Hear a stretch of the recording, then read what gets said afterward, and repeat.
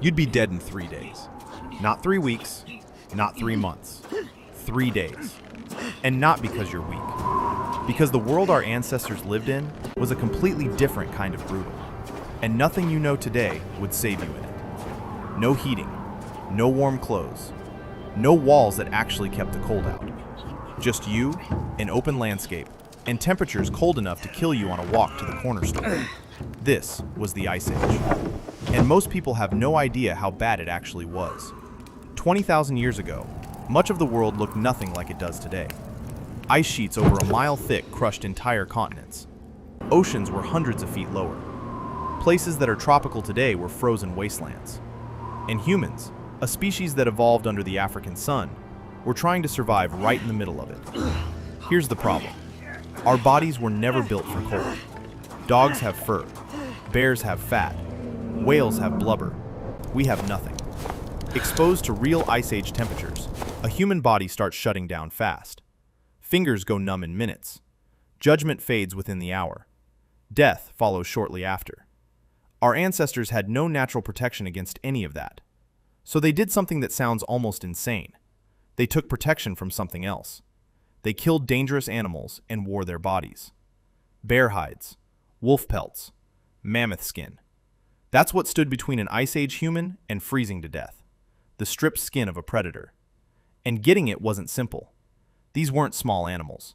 Bears in the Ice Age were enormous, territorial, dangerous. Killing one with a stone-tipped spear required getting close enough to die in the attempt.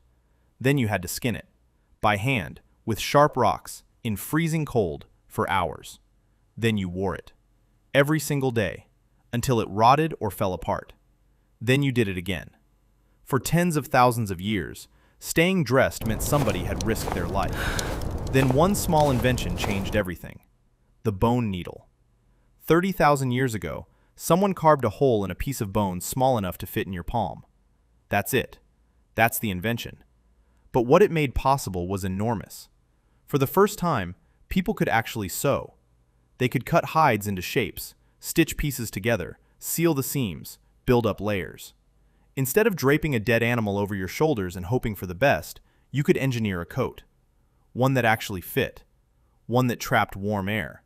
One that kept cold air out. Scientists believe this single invention allowed humans to survive regions they couldn't have touched before. Pushed our range further north than any human had gone. A tiny piece of carved bone may have unlocked an entire continent. Now let's talk about where they slept, because this one is hard to picture.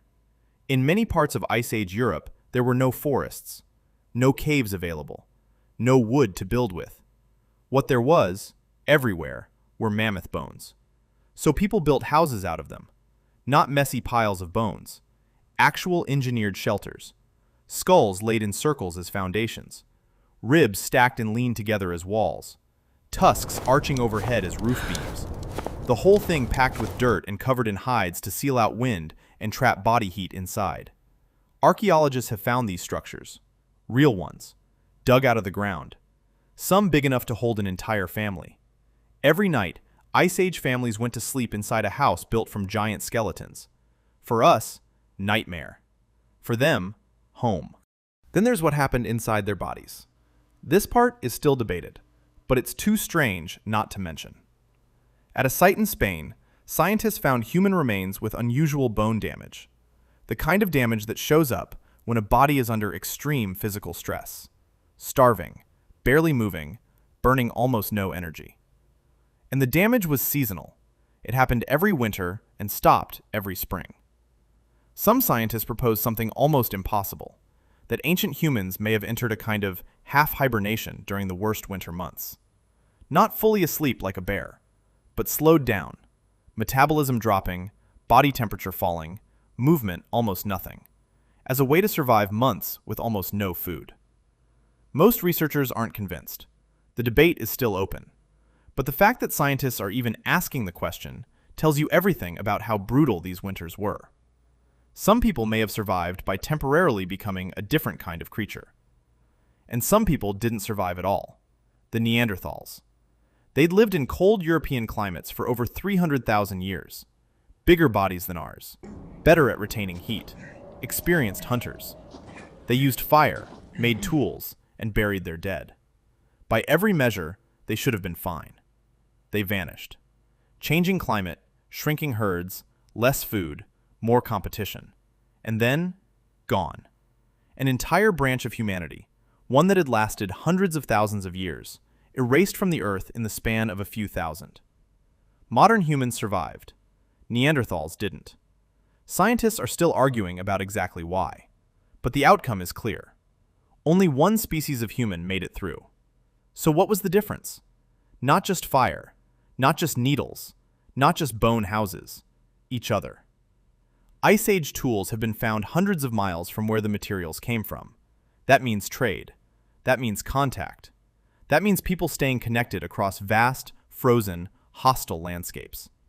When food ran out in one area, word spread. When one group was starving, another could share. When someone figured out a better way to stitch a coat or build a shelter, that knowledge traveled. The groups that stayed connected survived things the isolated ones didn't. In the most dangerous environment humans had ever tried to live in, cooperation wasn't a nice thing to have. It was the difference between alive and dead. Here's what this all adds up to. Our ancestors didn't survive the Ice Age because they were lucky or because survival was easy. They survived because they were relentless. They wore predators to stay warm. They stacked the bones of giants into walls to sleep behind. They may have pushed their own bodies past limits we don't fully understand. They watched another human species disappear into the cold and kept going anyway. Every generation passed survival to the next. Every generation found a way through something that should have ended them. And eventually, that chain reached you. You are the result of an unbroken line of people who faced something that wanted to kill them and didn't let it. Tonight, when you pull a blanket over yourself and feel cold, remember what cold actually cost. Your ancestors paid for your warmth with everything they had.